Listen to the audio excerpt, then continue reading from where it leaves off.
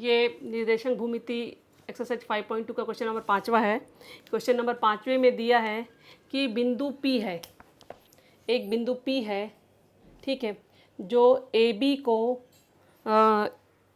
को किस अनुपात में विभाजित करते, ये नहीं दिया हमें, केवल P का निर्देशांक दिया, किसी भी अनुपात में विभाजित करते ये है, और P का निर्देशांक है K/7, ठीक है। और हमें इसमें दो चीज़ ज्ञात करनी है, किस अनुपात में विभाजित करता है और K का मान, दोनों मान हम K का मान भी ज्ञात करना है, ये दोनों चीज़ हमें ज्ञात करनी है। तो जैसे ये रेखाखंड AB है, ये बिंदु P है, तो ये तो ये जो बिंदु P है, माना बिंदु P रेख AB को M/N में विभाजित करता है, ठीक है। अब ये A है तो ये निर्देशांक x1 y1, इसके x2 B के x2 y2, और जो P बीच में है जो अनुपात में विभाजित करता है उसके निर्देशांक x और y। अब जैसे मैंने कहा था विभाजन के सूत्र में हम यदि हमें अनुपात निकालना, अनुपात के लिए हम x से भी निकाल सकते थे, y से भी निकाल सकते थे, परंतु हम यहाँ पे किससे निकालेंगे, y से, क्योंकि y में संख्या दी है, x में संख्या नहीं दी है, इसलिए हमें विभाजन के सूत्र में अनुपात निकालने के लिए y वाला उपयोग करना है। तो विभाजन का सूत्र y बराबर m/2 + n/1 m+n। अब y की जगह कितना है, 7 रखा, m×2 + n×9 m+n। अब क्या करेंगे, ये m+n का यहाँ मल्टीप्लाई करेंगे तो 7 में इसका होगा, और यहाँ पे 2m और यहाँ पे 9n। तो अब 7 का होगा तो 7m 7n और 2m + 9n। अब हमें m/n निकालना है ना, तो हम ये 2m को कहाँ लाएंगे, यहाँ पे, और 7n कहाँ जाएगा, यहाँ पे। 7 में से 2 गया 5m, 9 में से 7 गया 2n।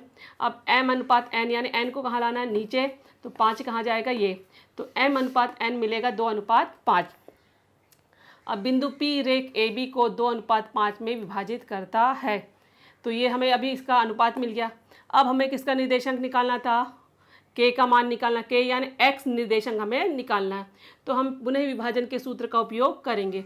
अब यहाँ पे x बराबर mx2 + nx1 और m+n, तो K x की जगह हमने क्या रखा, K, फिर 2, m की जगह 2 आ जाएगा, x2 की जगह कितना आ जाएगा, 1, तो 2 × 1, n की जगह 5, और x1 कितना 8, तो 5 और 8 का गुणा करेंगे, तो 5 और 8 का गुणा करेंगे 40, 2 और 1 का गुणा करेंगे 2, तो 2 और 40 हो गया 42, 2 और 5 को जोड़ेंगे तो 7, तो 42/7 यानी x का मान, K का मान मिल जाएगा 6।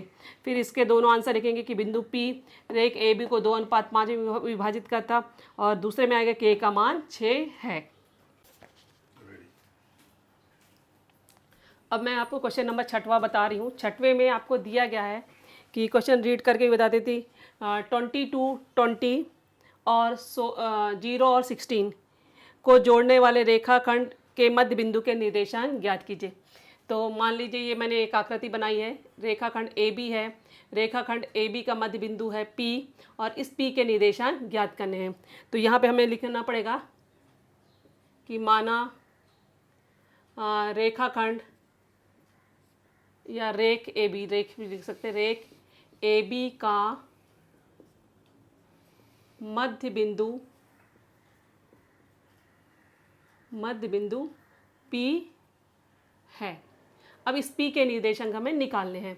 तो अब ये A जो है हमारा 20 है, और B जो है 0 और 16 है, और P के हैं x और y जो हमें निकालना है।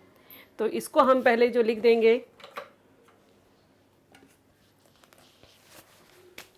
x1 y1 x2 और y2, ठीक है। अब मध्य बिंदु के सूत्र से, मध्य बिंदु के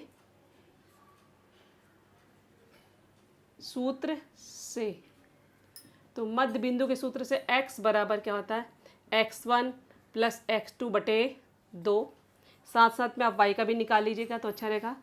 y बराबर y1 + y2/2। जब भी दोनों मान निकालें एक लाइन जरूर खींच लीजिएगा, एक साथ निकाल सकते हैं। अब x बराबर जो होगा, x1 कितना है, x1 है 22, x2 कितना है 0/2, यानी x का मान आ जाएगा 22/2, यानी x का मान मिल जाएगा हमें 11, तो x की वैल्यू मिल जाएगी 11। और अब जो है y बराबर, यहाँ पे y का मान निकालना है, तो y1 है 20, y2 है 16, ठीक है। इन दोनों को जोड़ेंगे तो ये 16 और 20 हो जाएगा 36, 36 में 2 से भाग देंगे तो y का मान मिल जाएगा 18, 18 दूनी 36 होता है ना। तो अब ये P के निर्देशांक, यहाँ उत्तर जो हम लिखेंगे बिंदु P के निर्देशांक, अभी हमें पहले हमेशा x लिखते हैं तो क्या है 11 है और 17, सॉरी 18, 11 और 18 हैं। इस तरह से आप ब्रैकेट क्लोज करेंगे। अब क्वेश्चन नंबर 7वां भी मैं आपको लिख कर रखी हूँ।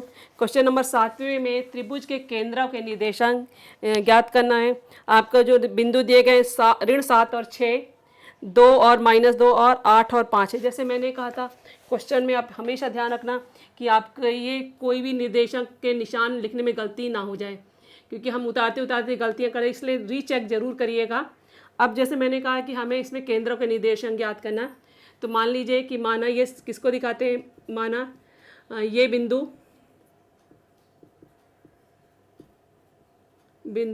त्रिभुज ABC के शीर्ष बिंदु है, शीर्ष बिंदु है। अर्थात क्या आ जाएगा, कोई एक को दर्शाएगा, कोई बी, यानी ये A है -7 और 6, B है 2 और -2 और C है 8 और 5।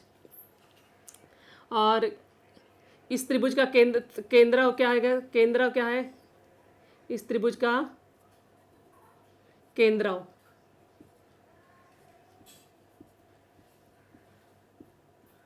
या केंद्रक भी केंद्रक G है, ठीक है।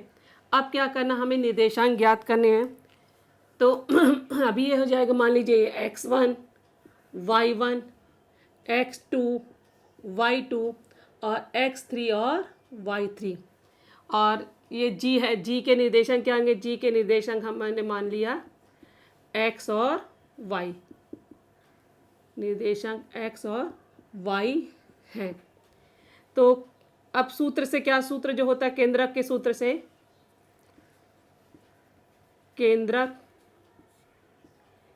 के सूत्र से, अब केंद्र का जो सूत्र होता है x बराबर होता है x1 plus x2 plus x3/3। ये ध्यान रखना, मध्य बिंदु में 2 आता है और केंद्रक वाले में 3 आता है। y का भी पैरेलल निकालते जाइए, y1 plus y2 plus y3/3। अब पहले सब मान रख देंगे। x1 की जगह है -7, x2 की जगह है 2 और x3 की जगह है 8। फिर से चेक कर लेंगे, x1 की जगह है -7, x2 की जगह है 2 और x3 की जगह है 8। अब बट डिवाइडेड बाय 3, तो 8 और 2 हो जाता है 10, ठीक है।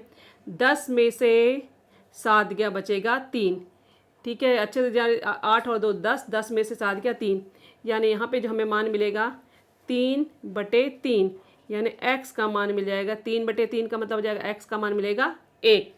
इसी तरह से हम y निकालेंगे, तो y बराबर मिलेगा, y1 कितना है 6, y2 कितना है -2 और y3 कितना है 5/3। फिर से हम एक बार संख्या चेक कर लेंगे, जैसे मैंने कहा था चेक करना बहुत ज़रूरी है। y1 है 6, y2 है -2 और y3 है 5। अब क्या करेंगे, 6 और 5 11, ये दोनों आपस में जुड़ेंगे।